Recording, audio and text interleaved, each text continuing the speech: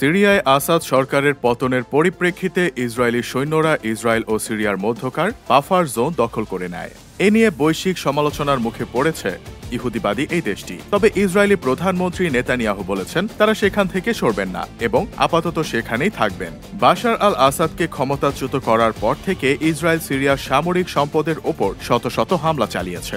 এছাড়া বাফার জোনে সেনা জড়ো করে আন্তর্জাতিক আইনও লঙ্ঘন করেছে তেল আবিব। ইসরায়েলের দাবি তাদের লক্ষ্য সিরিয়ার সামরিক অস্ত্রগুলো শত্রুদের হাতে পড়া থেকে রোধ করা। তবে এবার সিরিয়ার নতুন প্রশাসনের প্রধান আহমেদ আল শারা বাফার জোন এবং মাউন্ট হারম্যান থেকে ইসরায়েলি সেনা প্রত্যাহার করতে মার্কিন যুক্তরাষ্ট্রের কাছে অভিযোগ করেছেন। অসমর্থিত সূত্র আরও জানিয়েছে, বিদ্রোহী নেতা আহমেদ আল শারা মার্কিন যুক্তরাষ্ট্রকে সিরিয়া পুনর্গঠনে মানবিক সহায়তা দিতেও আহ্বান করেছেন। ইসরায়েলের কান টিভির খবরে এমনটি বলা হয়েছে। ইসরায়েলি কর্মকর্তারা সংবাদ মাধ্যমকে বলেছেন তারা এই বিষয়ে কোনো আনুষ্ঠানিক অনুরোধ পাননি।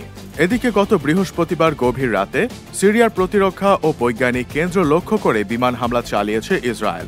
বাশার আল আসাদের উৎখাতের পর সিরিয়া ভূখণ্ডে এটি ইসরায়েলের সর্বশেষ হামলা। শাম এফএম রেডিও স্টেশনের মতে আলেপ্পোর কাছাকাছি আল সাফিরাহ শহরের কাছে একটি প্রতিরক্ষা কেন্দ্র এবং একটি বৈজ্ঞানিক গবেষণা কেন্দ্রে হামলা হয়েছে। হামলায় কোনো হতাহতের ঘটনা ঘটেছে কিনা তা স্পষ্ট নয়। আল সাফিরাহ এলাকার একজন বাসিন্দা নাম প্রকাশ না করার শর্তে এএফপি-কে বলেছেন ইসরায়েল প্রতিরক্ষা কারখানায় আঘাত করেছে। 5টি হামলা খুবই শক্তিশালী ছিল। এই হামলায় মাটি কেঁপে ওঠে, দরজা এবং জানালা ভেঙে পড়ে। এটা এতটাই বড় শক্তিশালী আঘাত ছিল তাতে রাতকে দিন মনে হচ্ছিল। সিরিয়ায় ইসরায়েলের হামলার লক্ষ্যবস্তুর মধ্যে রয়েছে রাসায়নিক অস্ত্রের স্থাপনা, ক্ষেপণাস্ত্র, বিমান প্রতিরক্ষা ও বিমান বাহিনী ও নৌবাহিনীর গুরুত্বপূর্ণ অবকাঠামো। গত মাসে আল শারা বলেছিলেন সিরিয়ায় বিমান হামলা চালানোর জন্য ইসরায়েলের আর কোনো অজুহাত থাকতে পারে না। তার ভাষ্য, সিরিয়ার মাটিতে আইডিএফ-এর হামলা লাল রেখা অতিক্রম করেছে এবং এই অঞ্চলে অযৌক্তিক উত্তেজনা বৃদ্ধির হুমকির ক্ষেত্র তৈরি করেছে।